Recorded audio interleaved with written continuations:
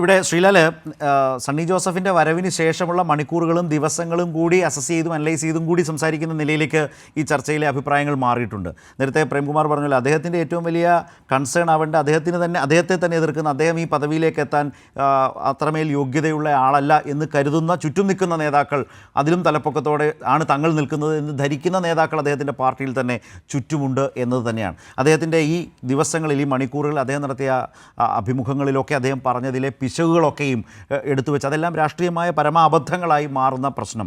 KPC president എന്ന നിലയിൽ ഏതെങ്കിലും ദിശാബോധം പകരുന്ന ഒരു സമീപനം, ഒരു അഭിപ്രായം അദ്ദേഹത്തിന് ഇതിനോടകം പറയാൻ കഴിഞ്ഞിട്ടുണ്ടോ എന്നൊക്കെയുള്ള ചർച്ചകൾ ഒരു ഭാഗത്ത് നടക്കുമ്പോൾ അതുകൊണ്ടാണ് അദ്ദേഹത്തിൻ്റെ സെലക്ഷൻ നന്നായോ എന്നൊരു ചോദ്യം സ്വാഭാവികമായി ഉയരുന്നത്. മറുഭാഗത്ത് ഇന്ന് KC വേണുഗോപാൽ പറഞ്ഞത്, പുതിയ പ്രസിഡന്റ് എന്ന നിലയ്ക്ക് സംഘടനാപരമായി എല്ലാ തരത്തിലും പുനഃസംഘടനയ്ക്കുള്ള പൂർണ്ണ സ്വാതന്ത്ര്യം സണ്ണിക്കുണ്ട് എന്നാണ് പറഞ്ഞത്. ആ നിലയിലേക്കൊക്കെ ഒരു പൂർണ്ണ സ്വാതന്ത്ര്യം പ്രകടിപ്പിച്ചും പ്രയോഗിച്ചും അദ്ദേഹത്തിലെ KPC പ്രസിഡന്റ് കേരളത്തിലെ ഇന്നത്തെ കോൺഗ്രസ് രാഷ്ട്രീയത്തിനകത്ത് പോകാനാകുമോ? പുനഃസംഘടന വരാൻ പോകുന്ന ഏറ്റവും രസകരമായ ഒരു കാര്യം കൂടിയുണ്ട്.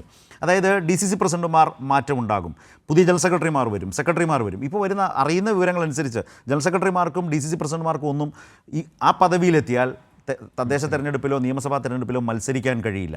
എന്നാൽ രസകരം എന്താണ്, ഈ KPC പ്രസിഡന്റ് MLA ആണ്, വർക്കിംഗ് പ്രസിഡന്റുമാർ MLA മാരാണ്, UDF chairman, UDF convener MP ആണ്, UDF ചെയർമാൻ MLA ആണ്.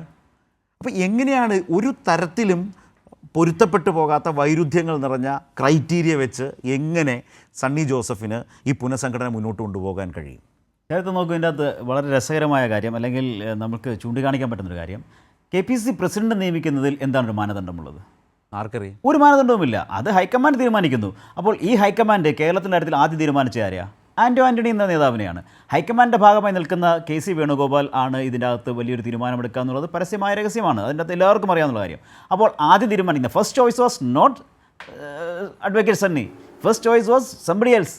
ആ ചോയ്സ് മാറി. ആ ചോയ്സ് കേരളത്തിൽ ചില പ്രതിസന്ധികളുണ്ടായപ്പോൾ ആ ചോയ്സ് മാറിയിട്ട് വന്ന നേതാവാണിത്. ഒരു പകരക്കാരനായിട്ടാണ് ഇപ്പോൾ ഇദ്ദേഹം സണ്ണി ജോസഫ് എത്തിയിരിക്കുന്നത് തന്നെ. ഇദ്ദേഹം ഇനി ഇവിടെ KPC പുനഃസംഘടിപ്പിക്കും എന്ന് പറയുമ്പോൾ അദ്ദേഹം സ്വന്തം നിലയ്ക്ക് പുനഃസംഘടിപ്പിക്കുമെന്നോ അല്ലെങ്കിൽ അദ്ദേഹത്തിനോട് ആരൊപ്പം നിൽക്കുമെന്നുള്ളത് വലിയ പ്രതിസന്ധിയാണിത്. സുധാകരൻ പ്രസിഡൻ്റായി വന്നപ്പോൾ ഉണ്ടായ അതേ പ്രതിസന്ധി അതിലും രൂക്ഷമായി വരാൻ പോവുകയാണ് സണ്ണി ജോസഫിൻ്റെ മുന്നിലേക്ക്. അതായത് സുധാകരൻ I ഗ്രൂപ്പിൻ്റെ ഭാഗമായി നിന്നു. സുധാകരന് ഗ്രൂപ്പില്ല എന്നുള്ള ഇനി ഗ്രൂപ്പില്ല എന്ന് തീരുമാനിക്കുകയും അങ്ങനെ ആ നിലപാടിലേക്ക് കാര്യങ്ങൾ എത്തിക്കുകയും ചെയ്തിട്ടാണ് സുധാകരനെ I ഗ്രൂപ്പിൽ നിന്ന് നടത്തിയെടുത്ത് KPC പ്രസിഡൻ്റാക്കിയത്. സംഭവിച്ചതെന്താ? KPC അന്നുള്ള I ഗ്രൂപ്പുകാരും സുധാകരനോടൊപ്പം നിന്നില്ല, A ഗ്രൂപ്പുകാരൊന്നുമില്ല. പകരം ഇതിൽ നിന്നെല്ലാം ഇറങ്ങി വന്ന 1-2 പേർ അദ്ദേഹത്തിൻ്റെ ഒപ്പം കൂടി അവർ അദ്ദേഹത്തെ നയിച്ച് ഈ തലത്തിലേക്ക് കൊണ്ടുവന്നു. സെയിം സിറ്റുവേഷനിലേക്കാണ് കാര്യങ്ങൾ പോകാൻ പോകുന്നത്. ഇപ്പോൾ ഇതേ തലത്തിലേക്ക് വരും. ഇപ്പോൾ ഈ പറയുന്ന KPC പ്രസിഡൻ്റായി സണ്ണി ജോസഫ് വരുമ്പോൾ അദ്ദേഹത്തോടൊപ്പം ചിലർ കൂടും. അങ്ങനെ ഒരു പുതിയ ഗ്രൂപ്പ് ഉണ്ടാകും. ആ ഗ്രൂപ്പുകാർ അദ്ദേഹത്തെ നയിച്ചു കൊണ്ടുപോകും. അതിൽ നിന്നും പുറത്തു കടക്കാൻ അദ്ദേഹത്തിന് സാധിക്കുമോ? സാധിക്കണമെങ്കിൽ മറ്റു നേതാക്കൾ അദ്ദേഹത്തെ സഹായിക്കണം. ഇപ്പോൾ ഈ പറയുന്ന KPC പുനഃസംഘടനയ്ക്ക് ശേഷം കോൺഗ്രസ് പാർട്ടിയിൽ വലിയ അതൃപ്തിയുണ്ട് എന്നുള്ള വാർത്ത പരസ്യമായി മാധ്യമങ്ങളിലെല്ലാം അച്ചടിച്ചു വരികയും ഒക്കെ ചെയ്തു. ആരാണ് ഇതിൻ്റെ പിന്നിലുള്ളത് ചോദിച്ചാൽ ആർക്കും അറിയില്ല. ഒരു നേതാവിനും അറിയില്ല ആരാണ് ഇതിൻ്റെ പിന്നിലുള്ളതെന്ന്. അങ്ങനെ ഒരു വലിയ മുഖമില്ലാത്ത ഒരു വലിയ ഒരു പ്രതിഷേധമാണ് ഇപ്പോൾ ഈ പുതിയ KPC പ്രസിഡന്റിനെതിരെ ഉണ്ടാക്കുന്നത്. ഇതും കോൺഗ്രസ് സംബന്ധിച്ചിടത്തോളം ഒരു അധികം പരിചിതമല്ലാത്തൊരു കാര്യമാണ്. നേരത്തെ I ഗ്രൂപ്പും A ഗ്രൂപ്പും മാറി നിൽക്കുമ്പോൾ അതിലൊരു മുഖമുണ്ടായിരുന്നു. ഒന്നുകിൽ I ഗ്രൂപ്പ് എതിർക്കുന്നു, അല്ലെങ്കിൽ A ഗ്രൂപ്പ് എതിർക്കുന്നു, അല്ലെങ്കിൽ അവരിലുള്ള ചില നേതാക്കൾ എതിർക്കുന്നു. ഇപ്പോൾ മുഖമില്ലാത്ത എതിർപ്പാണ്. ഒളിപ്പോരാണ്. ഞാൻ കേട്ടത് ഏതാണ്ട് ഈ ആൻ്റണിയുടെ പേര് സാധിക്കില്ല, പറ്റില്ല എന്നുള്ള വലിയ നിലപാടുണ്ടായപ്പോൾ ഏതാണ്ട് 20 നേതാക്കളോട് രാഹുൽ ഗാന്ധി നേരിട്ട് ഫോണിൽ സംസാരിച്ചു. അങ്ങനെ സംസാരിച്ച ശേഷം വന്ന നേതാവാണ് സണ്ണി ജോസഫ്. അപ്പോൾ ഈ 20 നേതാക്കൾ അദ്ദേഹത്തോടൊപ്പം ഉണ്ടോ? ഇപ്പോൾ അറിയില്ല.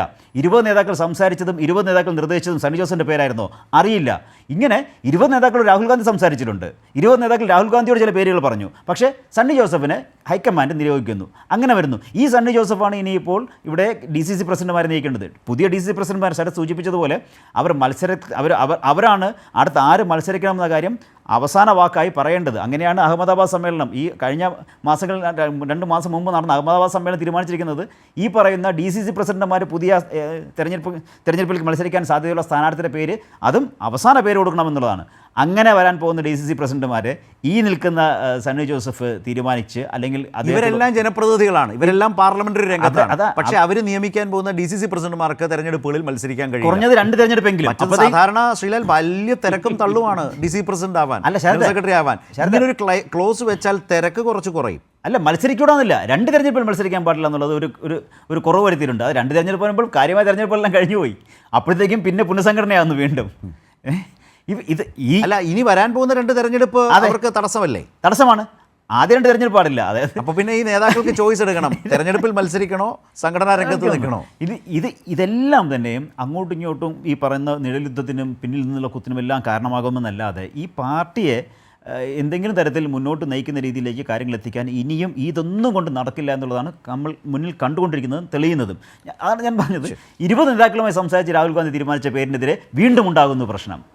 ആ പ്രശ്നത്തിന് ആരാണ് മുന്നിൽ നിൽക്കുന്നത് അതാരും പറയില്ല. പക്ഷേ എതിർപ്പുണ്ട്, ഇവിടെ വലിയ എതിർപ്പുണ്ട്. ഞങ്ങൾക്ക് താല്പര്യമില്ല. ഈ നിഴൽയുദ്ധമാണ് ഇനി അടുത്ത് നടക്കാൻ പോകുന്നത് കോൺഗ്രസിൽ.